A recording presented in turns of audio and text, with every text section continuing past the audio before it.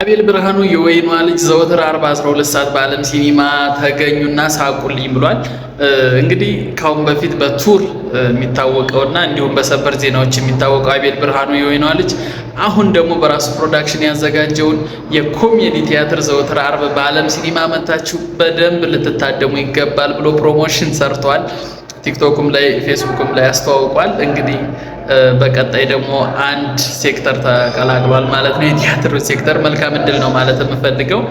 ብርሃኑ እንግዲህ በቅርቡ አንድ አዋርድ መብላቱ ይታወቃል። ሁሌም ቢሆን ስራዎችን ዳይቨርሲፋይ ማድረግ ኦር ደግሞ በተለያየ ስራ መስክ መሳተፍ ጥቅሙ የሚታወቅ ነው። አንድ ነገር ላይ ብቻ ዲፔንድ ከማድረግ ብዙ ነገሮች ላይ መሳተፍ ሁለገብ መሆን በጣም ደስ የሚል ነገር ነው። መልካም እድል ነው ማለት የምፈልገው። አቤል ብርሃኑ ብዙ አዋርዶችን ወደፊት እንደምትወስድ ተማመናለሁ። ኮሚትመንት ሶሻል ሚዲያ ላይ ያለ ኢምፓክት በጣም ደስ ይላል። በርታ። በቀጣይ በአዲስ የቁም ነገር ቪዲዮ መለሳለሁ። ቴንኪው